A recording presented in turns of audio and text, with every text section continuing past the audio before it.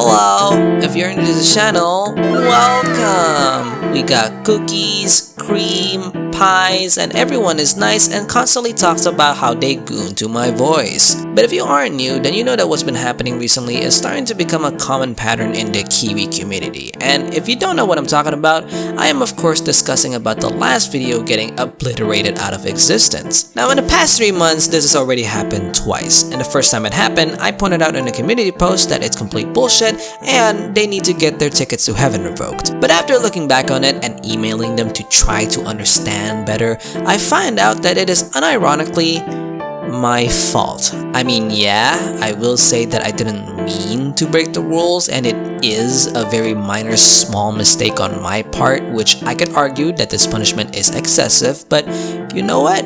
I am willing to take the L on this one. Even if I think it is unfair, I think sometimes you just gotta take it to the chin and move on to learn to be better. But the last video got taken down because I showed a kiss scene. I am not joking. When this happened, I crashed the fuck out. I can understand the last video getting taken down because I accidentally showed a link that contained hentai. I can also somewhat understand if I got a strike because I showed a video of a gorilla humping another gorilla, even though the original video is still available on your actual damn site. But to take down my video, suspend me for a week, threatening to delete not just this channel, but all of my other channels combined over a kiss scene is absolutely fucking insane. YouTube is so incompetent that their AI genuinely thought I was being so malicious that a scene where a mommy putting her lips on her stepson was enough to make them shoot fireballs on me, which is crazy enough in the first place, because are you telling me that you have a problem with MILFs? Mr. YouTube AI, depending on your answer, I am willing to jump into World War Goon with you. Where am I going with this? How does this have anything to do with the topic?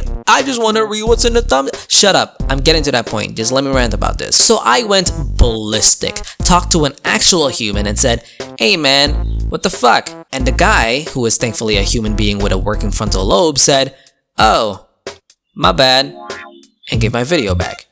Okay, cool. But then they made sure to give it an age restriction. Wait, so you got rid of my strike, which is great, because that means I won't have that 1 week suspension, but you still think that that wholesome scene is too inappropriate to show on YouTube? Now, of course, I won't show it on the screen, but seriously, if you see the actual page of what I'm talking about, you'll see that it is unironically completely innocent and has no sexual undertones. But that's still enough grounds for you to completely fuck up my video and made sure to not earn me any money from it. Why? Then 3 minutes later, I get a notification on my email that said, hey, so we did a double check on your video and realized that there are no issues with it, so you are A-okay. But the age restriction is still there! And that's when I knew YouTube has an agenda against me. And you know what? I can't beat the multi-trillion-dollar company known as Google, so I've just come to the conclusion that I'm cooked! There's literally no winning for me in this case. All I can do is just beg when I am at their mercy, and that shit is fucking sad as shit. So I needed to relieve my stress. I am tired of taking the L. I need to see some W's. Because if during that moment of depression, I end up watching something like Takopi or Oyasumi Punpun, I might just stop moving for a week. So that is when I stumbled upon a manga, aka the thumbnail on topic of this video, about an obsessive girl who stalks the boy she likes, but unlike any other yanderes, she actually got the boy. Hey, at least one of us is winning.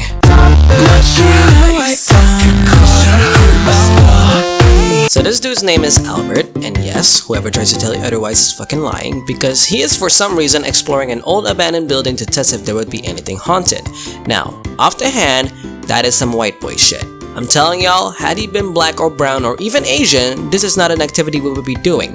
He is Albert. Well anyways, as he was about to go home, he stumbled upon an argument between two middle schoolers in the middle of the road. Hey, the fuck is wrong with you, you stinky poo? Demo, watashi just wanted to. don't talk back to me. I hate the disgusting, grim way you look at me. That stupid voice too. You make me depressed just by existing. Hito no kokoro takanai ka? Holy larp, not this lobotomy shit again. No, I'm talking about that. Huh? And this is the moment she pooped her pants. Surprise! That was actually Albert scaring her away. Hey, Shawty. You good? You saved me. Why? Monkey. I mean, sorry. Was I not supposed to? Yeah. I'm very thankful. Arigato gozaimasu. That was so cool. And hot. What? What? Hey, don't walk away. What's your name? Let me thank you. Nah, this is way above my pay grade. Look, I'm just glad that that's been taken care of, so, bye! Chotto matte! Time skip time. We move on to half a year later where Albert is now in his first day of high school. And as he prepares himself for another boring year of life, he finds something outside of his expectations. Because one of his new classmates is the same girl he saved all of those months ago. Konnichiwa, everyone! I'm the cute and high-pitched perfect girl of the school with no flaws, so my name is Kaoruko Wagari. Yo, what's up, Wagari? I can't believe we ended up at the same school. Yeah, what a coincidence, huh? But you know what? I'm glad. I wanted the chance to show you my appreciation by giving you this WAP. What? What? Did you just say what I think you said? Well, actually, when I said WAP, I meant, Wagari appreciation post. Okay. Yeah, sure. I guess. Alright guys, who wants to be the next library helpers? Any volunteers? I guess I can do it. I guess I can do it. Wow, I can't believe we both decided to do the same thing too. That's crazy. Huh, yeah, I can't believe we not only got the same class, but the same role too. So desu ne? What a coinkydink. You know, come to think of it, I have been getting a lot of coincidences lately ever since I met you. But you know what? I don't think I really minded that much. Soka. Well, I guess there has been a lot of coincidences, but I guess you can also call it fate, right? What? Come on, that wasn't that sus. Well, after a few more pages of Albert and Wagari just hanging out in school, the day comes to an end as Albert waves goodbye as she gets on the bus. But as he is about to leave, he is intercepted by, dun dun dun, the same girl that was roasting the fuck out of Wagari all of those months ago. And she's like, we need to talk. Okay. First of all, what you did was not cool, but just to make it clear, I didn't poop my pants, okay? I peed. Second of all, I'ma tell you right now that you need to stay the hell away from Wagari. Not this again. Listen, just because she's a mid-female main character with no depth and minimal writing doesn't mean you can tell me what to watch, okay? Sometimes, I like watching brainless sloppy romantic animes, and you can't dictate what I want to do. Wait, what are you talking about? No, I'm talking about that Wagari. Oh! What did you think I was talking about? Nothing in particular. Well, whatever that was. Trust me, you don't want to be involved with that girl. Oh yeah? Why is that? Because that bitch is sick in the head. I don't know what's up, but she has this obsession of being the #1 of someone. At first, I thought she was cute and all, but then she started using the same shampoo I use when I haven't even told her about it. Oh wow. On top of that, as I was getting ready to go to school, I saw her waiting outside of my house, but I never gave her my address. Jesus Christ. And then, she saw me hang out with another girl besides her, and then she crashed the fuck out, telling me to not only stay away from her, but also to only stay with her, and never interact with anybody else but herself. Hey, yo. She sounds perfect. What? I mean, oh, how scary. Well, why are you telling me this? Because chances are, she's moved on from me and is now targeting you. Hold on. So you mean to tell me that she's not a lesbian? What made you say that? I mean, come on. I thought you were practically bragging about your little Yuri phase. Are you fucking stupid? You know what? Whatever. I'm just warning you in case something happens. Stay safe. Okay, I'll try. But try as he might, the moment this conversation happened, this girl's objective of keeping this dude safe is already out of the question. Because without them knowing, turns out, Wagari was watching that shit play out the entire time.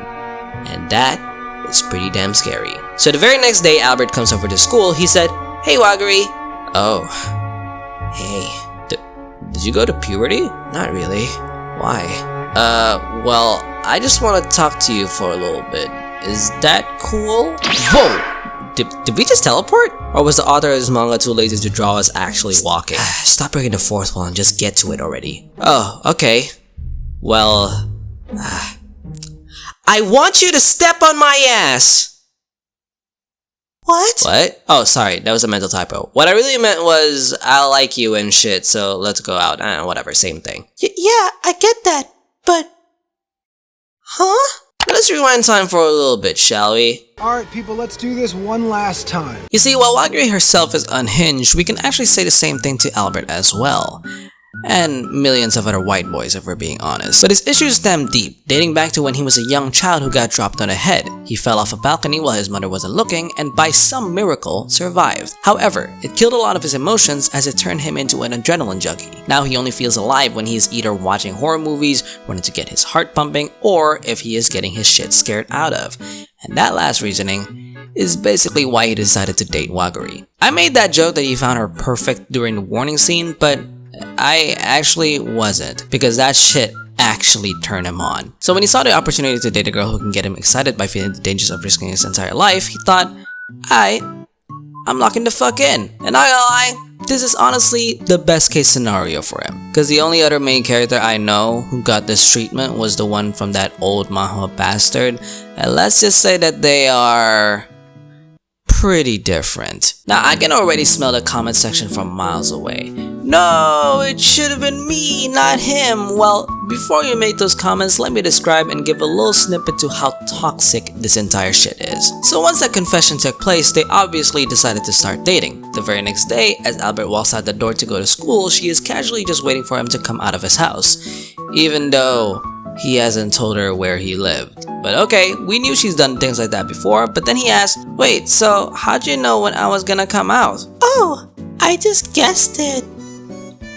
No the fuck she didn't. Yeah, no, turns out right after the confession, she immediately went to work and started figuring out his daily schedule. And then they went on a bus ride together, and during the entire ride, she just kept staring at him the whole time. Like, ma'am, don't you have a phone or something? You can't just doom scroll on Instagram? How bored are you? Well anyways, things started taking more of a turn when Albert suddenly got a call from the girl who roasted Wagari. She was like, bro, what the fuck? What? Didn't your mother ever tell you to never stick your dick in crazy? Okay, calm down, honey. What? Don't call me honey! Oh, sorry. It was just a habit. I'm kinda hungry for some sweets right now. But whatever. Just don't ever call me that shit again. Okay? Anyways, why did you decide to date her? What's so good about her? What's with this sudden curiosity? Just answer the damn question, please. Okay, well, simply put, I'm into that shit. Wait, what do you mean? What I mean is, I love the kind of woman that would actually just kill me. Well then, this call was a gigantic waste of time, but hey, as long as you guys are fine, I won't bother with it anymore. Okay, thanks for calling. Bye. Yeah, bye.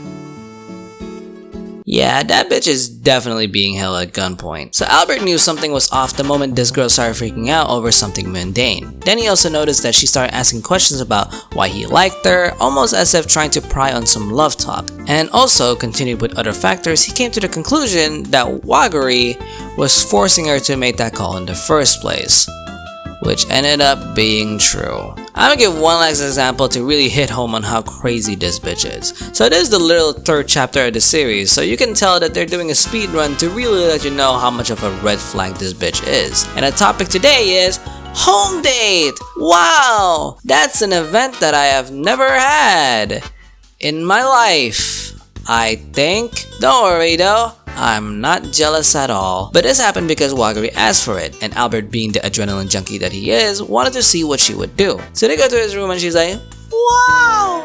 This room is just like you! Yeah, hey, so I'm gonna go and get something to drink for you. Make sure you don't do anything weird, okay? Okay! Yeah, she's definitely doing something weird. And Albert knew this. Albert definitely knows this, but he still decides to give her freedom anyway, despite being freaked out of his mind. Listen, we talk about Wagari a lot, but Albert is also off his fucking knockers. But hey, let's forget about all of that for now, and just have some boyfriend/girlfriend action! Woo! This is so adorable! adorable, even though what she did was plant a tracker in his bedroom. Confirmed, by the way, she actually started listening into his conversations as soon as she left the date. You know how in the latest season of Oshinoko, spoilers for those who haven't seen it by the way, how this really toxic couple broke up because one of them found out the other has been tracking them with GPS, and these two are known freaks. Like, these guys are literally the very definition of a dysfunctional couple, yet somehow Albert and Wagari triumphs their 3-season relationship in 3 chapters. But their situation is also somehow worse. I'm gonna get into a little bit of a spoiler for this manga because you can argue, well hey, Albert doesn't know, so you can't really blame the dude. Except in the final chapters, we get the reveal that he's known the entire time. My brother in Christ. What? Nah, this isn't cool. If you're into it, fine. Do whatever freaky shit you like. But leave other people out of it. Because if you guys don't know, he lives with his mom. So you are not only sacrificing your private info willingly, but your poor innocent mother too. And in this channel, we do not tolerate any sort of wrongdoing towards a mommy. That is blasphemy. You know what else makes this worse? This isn't the only time he's done this, but it turns out Wagari is already friends with his mom. Apparently, since that fateful day of their meeting, she has already put in the work and immediately approaches mom to earn some brownie points, so that when they go on the actual home date, she would already be accepted into the family. In some sick, twisted way, you can say that this is sweet. The manga makes it apparent that she's not doing this just for approval, but there is actually something deeper. You can even come to the conclusion that she values being loved by her boyfriend's mom. But at the same time, I am calling the police. Albert, you know that your mother has been compromised, yet you did nothing. Sure, it might be hard to do anything without proof, but the very fact that you kept continuing on with this charade of freakiness is absolutely insane. See what I mean now? Do you get the gist of it? I just gave you multiple examples of how much of a danger this girl is, so I swear to God, if you still say it should have been me, not him in the fucking comment section, I am going to agree with you, cause whatever, you guys knew what I was gonna say.